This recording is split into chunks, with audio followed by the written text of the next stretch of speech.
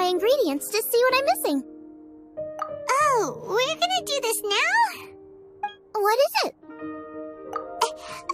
This is your idea! Why you gotta dump it on Paimon? Ugh. Okay, so back at Wangshu Inn, we noticed you and Kuching were getting along pretty well. So you really like hanging out with her, huh? Yep. Kuching's good-natured and easy to be around. The kind of person everyone wants to know, right? You're a braver person than Paimon. The first time we met Kuching, Paimon found her pretty intimidating. You think so? I remember thinking straight away that she was really easy to get along with. Didn't you see her sneaking treats to Goba back at Wangshu Inn? Yeah, she's great. We know that now. We're just talking about first impressions. First impressions? Oh, okay.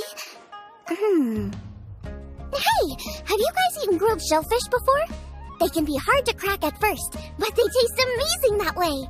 We've eaten shellfish before, but I don't think we've ever tried eating them grilled. Oh, you're missing out. I'll grill some for you another time. But anyway, Kuching's like a shellfish.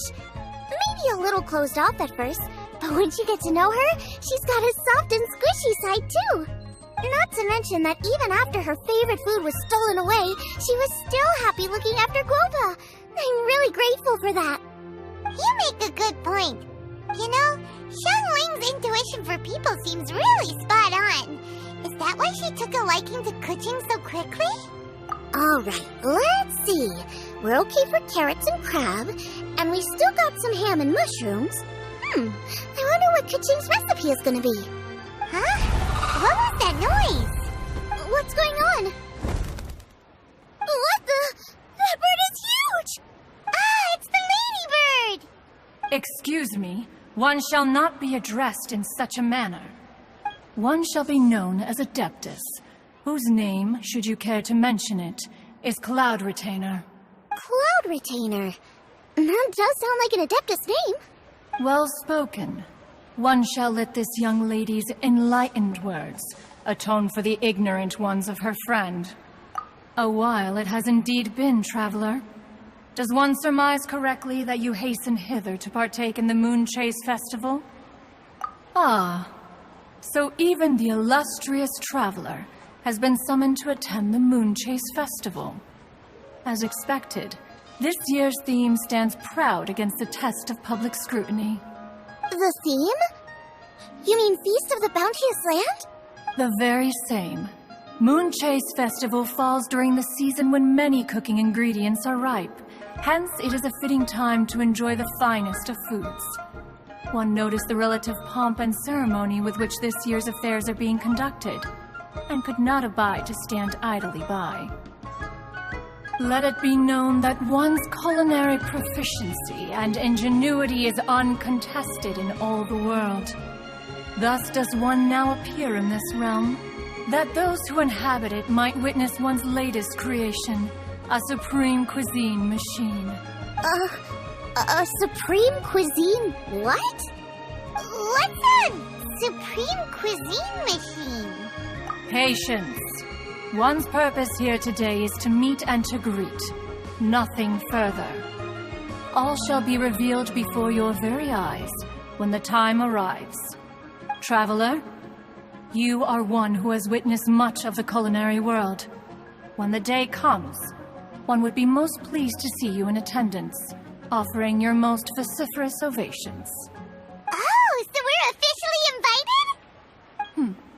That which is implicitly understood needs not be made explicit, let alone official. I shall say no more and dwell here no longer. Await my word. Be there or beware. This bird always disappears just as quickly as she shows up. Oh, wait, not bird, Adeptus. Hey, wait! Isn't she technically an illuminated bird, though? She seemed like someone very prestigious and very talented at cooking. She definitely loves her food. What are you all huddled together over here for? The Adeptus left already. Yay! Kuching's back! Sorry I kept you waiting, Xiangling. This is the recipe from my grandfather's notes. They're not in the best condition, so rather than bring them out of the house, I just transcribed the recipe.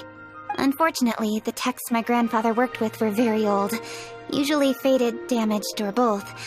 Some parts are missing from this recipe, too. Do you think you'll still be able to work with it? Oh, okay. Let me take a look. Give me some time. I need to look into it. Sorry for the trouble. You're all here? That voice sounds familiar. Sorry to interrupt your conversation. I was in the area buying a few things, and I heard the disturbance, so I felt compelled to come take a look. You mean Cloud Retainer? I saw her too. She just suddenly showed up right in the middle of the street. Whatever adeptal power that was, she certainly knows how to make an entrance. Lady Kutching, you saw her too? Do you, have a moment? I need to discuss something with you. What is it, Ganyu? Has something urgent come up while I've been out? No, it's nothing work-related. I wanted to ask about, something personal. Is that okay?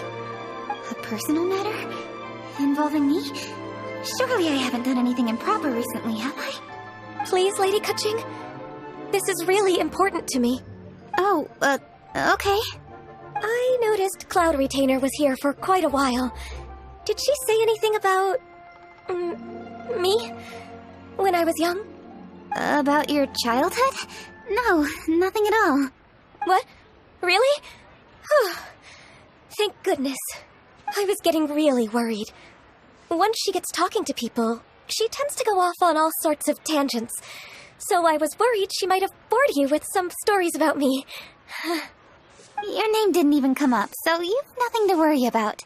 Kutching, how are you not asking a bunch of questions right now? There's obviously some juicy gossip here. Aren't you curious to find out what it is? Please, no, don't do that to me. Of course not. Whatever it is, I'm not curious and I'm not going to ask. If Ganyu has a secret and she wishes to keep it that way, nobody should make it their business to try and get it out of her. That's just basic decency, is it not? Yes, ma'am. Paimon will never bring it up again. Kutching, I thank you. You're so kind and considerate. I've always seen that in you. What's that got to do with... Honestly. Go on, you should be getting back now. Oh my, you're right. I should. Okay, everyone. Please excuse me. I should get back to work now. Take good care of Kutching for me. Hey, what are you trying to say? Don't worry, Ganyu. We will. Thanks. Hope to see you again soon. Just ignore her. Hey, everyone! I just had an idea. It only occurred to me when that Adeptus showed up. Do you think the Stove God could be an Adeptus too? Ooh, could be. I don't want to assert either way, but it seems highly likely. In that case, we should go ask the Adepti about it. I think my master might be able to help. Master? You mean your teacher is an Adeptus? She's over at Yujing Terrace. Come on, I'll introduce you. Master! Oh, Hello, Xiangling. Madam Ping is Xiangling's master? I did not expect that. Master, how are you keeping these days? Are you well? Oh, very well, thank you. What a surprise it is that you all had the time to come and visit me today. Hello. Master, we came here because we have a question for you. Do you know about the Stove God? Of course I know the Stove God. Does this mean you know them personally? Ah, I see. It's the Moon Chase Festival, isn't it? How interesting. So you came to hear some stories about the Stove God. That's right. We're investigating something that happened recently. I see. The great stone surfaces. And so you open an investigation. I must commend your guesswork this far. I did indeed know the stove god of whom you speak, but it was a great many years ago.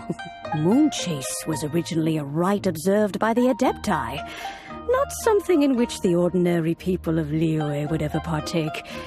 But over the years, they have sought to emulate it for themselves many times, giving rise to various festivals bearing the Moonchase name. On nights when the moon shone bright, everybody would get together for joyful reunions. There would be fine food, fine wines, and choice teas. Later, Rex Lapis unified all of these various festivals under the Moonchase name to honor an old friend of his. In short, the heavens were our witness as we vowed to the moon to come together in joyful solidarity, to remember the past and reflect upon the present. That is the meaning of the Moonchase Festival. Rex Lapis. That friend made many contributions to Liyue, and Rex Lapis would not have them go unrecognized. Turning this season into a commemoration of his old friend was also a way to honor that friendship. I can only presume that the Stove God Festival was one of the many subsumed into the Moonchase Festival. In the hands of Rex Lapis, our nation's traditions were faithfully upheld. It is to their detriment that we must now be the ones to inherit this duty. Kuching, I simply won't allow you to be so down on yourself. Nothing would delight Rex Lapis more than to know that those who follow in his footsteps continue to value these traditions and are working tirelessly to do them justice. Thank you. Lady Kuching! Huh? Lady Kuching, Lady Ningguang wishes to speak with you. Ningguang's looking for me? Must be important. Please excuse me, everyone. If I'm not back soon, you'll find me at Ningguang's office. There she goes. Kaching's a lot more serious when she's got her work face on. Do you want to know who Rex Lapis's friend was? Oh! Paimon does! Yes, precisely. There are few genuine coincidences in the world. The story of the Lost Festival and the old friend are indeed one and the same. The Stove God was a good friend of mine, too. What a pity it is that the god is now gone both from the world and from people's memories. How could that happen? It is to everyone's regret that the Stove God passed. But gods cannot be fully destroyed, and we made a pact to wait until the land became fruitful once more. For perhaps the Stove God would then return, albeit in a new form. Really? Master, you must miss the Stove God a lot, right? From the way you talk about it all, it sounds like you were the best of friends. Yes. Thinking back on it all, there are many fond memories. I'm pleasantly surprised to find that Kuching is investigating this. She is a tenacious child, and anything she sets her mind to, she will diligently pursue. It warms my heart and makes me want to give her a helping hand. Unfortunately, however, I cannot simply give her the answer, for the process is of great importance to her. Kuching's grandfather once researched the Stove God, and now she follows in his footsteps. Since Kuching has inherited this conundrum, so too she must inherit the journey to its resolution. You knew Kuching's grandpa? Of course, I count all the people of Liyue among my good friends. I remember when he was the same age as Kuching is now. So young. Grandparent and grandchild are definitely made from the same mold, both diligent enough to take on anything and bold enough to see it through to the end. I like to think of Liyue as my own little potted plant. I've watched it grow and blossom, and it grows more beautiful all the time. In the blink of an eye, the buds of yesterday are in full bloom today. It's wonderful to see. For new blossoms must bloom on the branches if the tree is to remain evergreen and ever young. My dears, you are absolutely right to focus your investigation on the stone. It is, as you suppose, the lost statue of the Stove God, and within it lie all the answers that you seek. I should like to see the stone for myself if you would lead me to it. Perhaps the truth will emerge even as we watch on. You're all here. I was just about to send someone to fetch you. Kuching, has the stone undergone any changes? A crack has appeared in one corner, but we still can't tell what's inside. What happened? Did someone chip it while no one else was looking? More likely a natural occurrence. Our weapons have had no effect on it. How would a natural occurrence crack it open? This is because the Stove God draws power from the actions of the masses. The heat of a busy kitchen, the joy of a reunion. Keep up the good work, and the truth will rise to the surface soon enough. All the books say the Stove God is the deity of food. So is the stone opening up because everyone's cooking for the festival? Statues draw power from their people. So, if the Stove God has dominion over cooking, could it be that the passion people put into their cooking gives power to the Stove God? Ningguang and I chose Feast of the Bounteous Land as this year's theme, and now every chef signed up for the competition is busy preparing. Paimon's theory is not an unreasonable one. Plus, a lot of families have reunion feasts around this time. With everyone back home, the whole city's bustling with people, and that adds a lot to the festive atmosphere. So if the stone cracked because Leo has started getting festive, that must mean that when the festive fever peaks, it'll bust right open, right? That's gotta be it. Right, Master? Well, we'll have to see then, won't we? Okay, the fact that cooking is involved gives us a perfect opportunity. The selections phase of Masterful Chefs will be held indoors and seen by only a few people, but the finals will be held outside in public. Everyone who wants to will be able to come and watch it. The atmosphere will be incredibly lively, no question.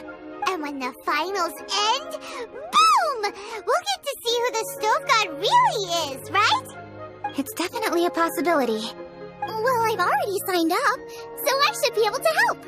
Yes, for a chef as accomplished as yourself, getting to the finals should be a breeze. All this talk of cooking competitions is making Paimon hungry. Oh, Paimon can't wait! It'd be great if Paimon could take a nap and then wake up when it's the